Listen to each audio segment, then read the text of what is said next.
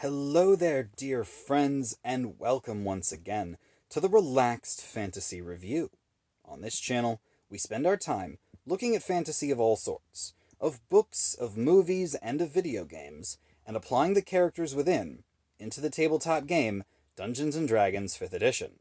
Today, though, we're going to be looking at a core mechanic of D&D itself. Specifically, we're going to be looking at a subclass of the monk, known as the Way of the Open Hand.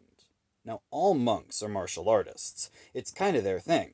But the Way of the Open Hand doubles down on this, and really leans into their melee combat, empowering their strikes in ways that other monks simply cannot. How does it stack up? Let's have a look.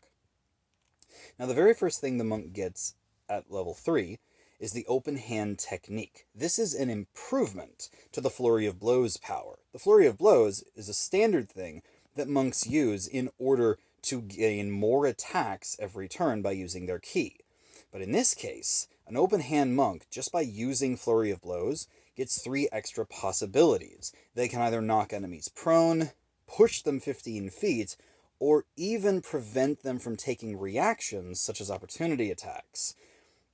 This technique is a fantastic empowerment to the standard Flurry of Blows, and I give it a 9 out of 10. Then at level 6, they gain the Wholeness of Body power. Once per long rest, they can use an action to regain hit points equal to 3 times their level. 3 times their level, which is using a couple healing potions effectively. It's nice to have a self-heal, don't get me wrong. It's just a kind of small amount. It probably will equivalent to a little less than half your hit points at any given level. So not terrible, I give it a 7 out of 10.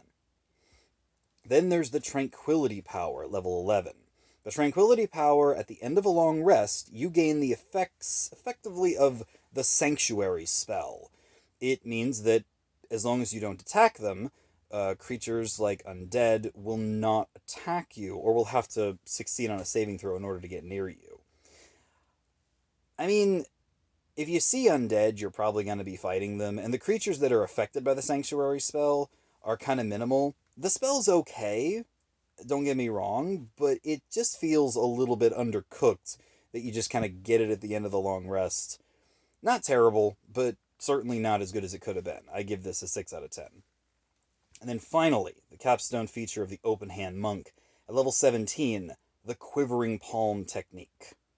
Basically, when you do an unarmed strike to an enemy, you can place vibrations in their body.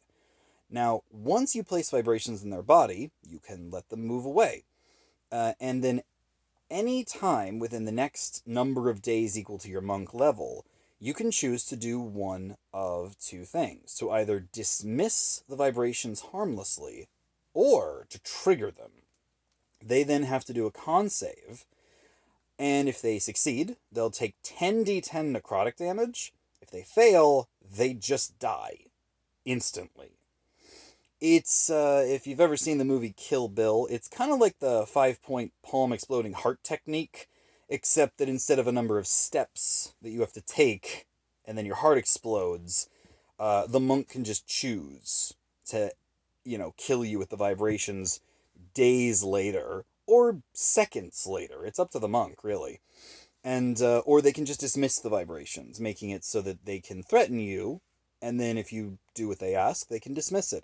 It is one of the only insta-kill moves in the whole game, and it is tactical, and all you have to do is hit someone with an unarmed strike and choose to put the vibrations in. It doesn't take anything else, really. So, yeah, it's phenomenal. It comes in at the high end, but it can even kill high-end creatures as long as they fail con saves. So, 10 out of 10. Really powerful. Overall, the Open Hand monk is a really good addition to the monk's class. The subclass just encourages that wholesome meditation and the crazy fighting that a monk would get into in martial arts. I give the subclass an 8 out of 10 overall. Definitely worth your consideration. This has been the Relaxed Fantasy Review. If you enjoyed the video, please like and subscribe down below, and keep your eyes peeled for more monk subclass reviews coming down the line soon. Have a good one, my friends.